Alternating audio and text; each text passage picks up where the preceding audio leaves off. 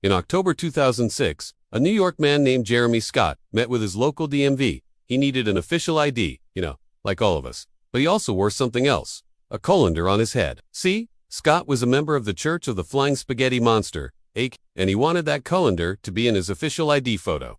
The DMV said no, so Scott sued for religious freedom. Years later, a judge ruled in his favor. Religious freedom extended, at least in some cases, to Pastafarians too. But let's go back to the beginning. In 2005, Bobby Henderson was a recent physics grad. He was working at a theme park. His life wasn't terrible, but his country's politics were pissing him off. You see, Henderson lived in Kansas, which meant he was a citizen of the United States of America, and that government was making decisions about his life that he didn't like. Like what exactly should be taught in public schools? As far as the Kansas State Board of Education was concerned, that included intelligent design. Intelligent design is the idea that certain features of nature can't be explained by natural processes alone, meaning it requires a supernatural agent, aka God.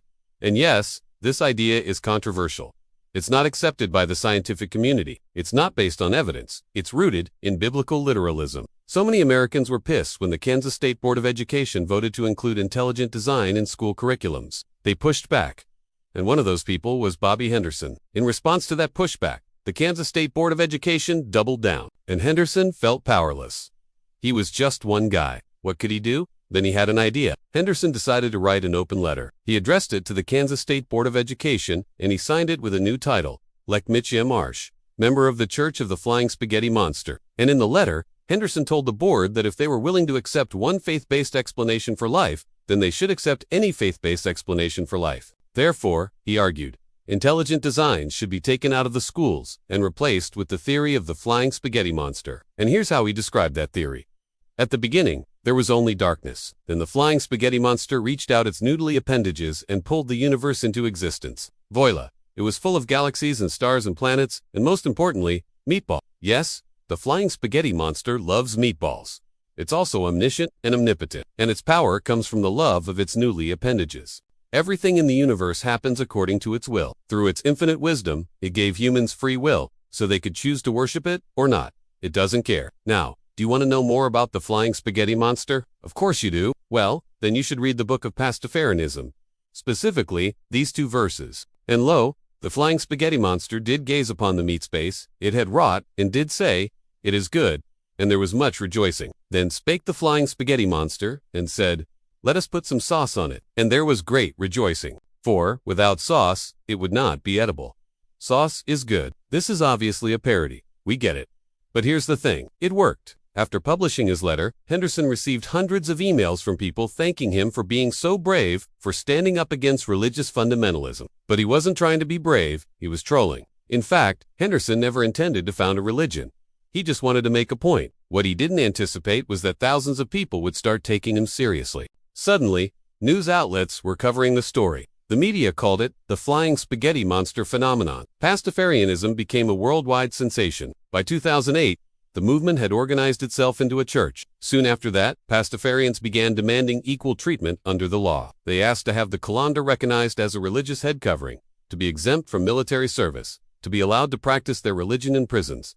Not surprisingly, they faced a lot of pushback. How can you base a religion around a giant ball of pasta? How can you take this seriously? And to some extent, these questions still stand. You don't need a PhD in theology to recognize that Pastafarianism isn't a typical religion.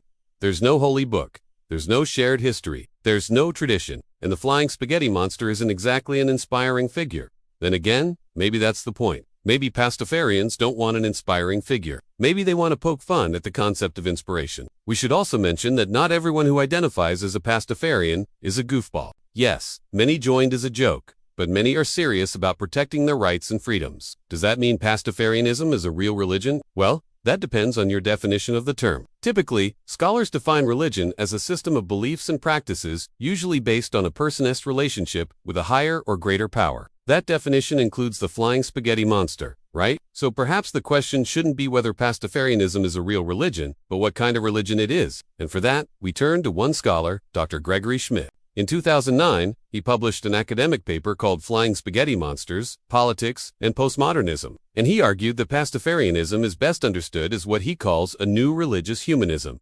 In other words, a secular religion. Schmidt explains that Pastafarianism is an attempt to discover meaning through human efforts rather than divine inspiration. Its members aren't looking for answers from on high. They're creating their own. Some scholars disagree. They argue that Pastafarianism should be categorized as a new religious movement. These movements typically emerge at the intersection of modernity and tradition, blending old religious themes with modern sensibilities. Think of Mormonism or the Unification Church. Others argue that Pastafarianism is better understood as a cult. And sure, that might be accurate in some cases. But it's important to remember that cults come in all kinds of flavors. Most of us think of destructive cults, groups that isolate their members from the outside world, that manipulate them through love bombing or brainwashing. But that's not what we mean when we say that religion is a cult. We mean that it's highly focused, that it draws people in and demands their total commitment.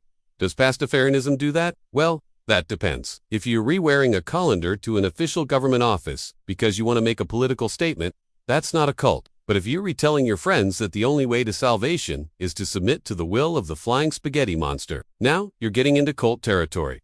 Bottom line, Pastafarianism isn't easily categorized, and that's frustrating for some people. Look, it's easy to mock It sounds ridiculous. It looks ridiculous. But that doesn't mean it should be dismissed. This religion has sparked important conversations about separation of church and state, about what counts as a real religion, about who gets to decide what counts as a real religion. In fact, Pastafarianism has gone to court on all these issues and sometimes won. In Italy, for example, Pastafarians have been given permission to celebrate their weddings. Here in Canada, one man was able to register the name Pastafarianism as a religion on his driver's license. Again, these are small victories in a long fight for equal access to public services. So yes, Pastafarianism is a bit ridiculous, but so are a lot of things that have real consequences. Think of the time a group of kids were arrested for posting memes on Facebook, or when a teacher was fired for saying the name of God during class. Now, we don't want to suggest that Pastafarianism is always about serious things. Sometimes it's just about laughing at the absurdity of it all. But that's not easy to do. The world is full of pain and suffering. So if a little religious parody makes you uncomfortable, then join the flying spaghetti monster on its quest to bring more sauce into the meat. Sure, the world would be a better place if everyone was nicer to each other, if everyone was tolerant of other people's beliefs and customs, but that's not how things work.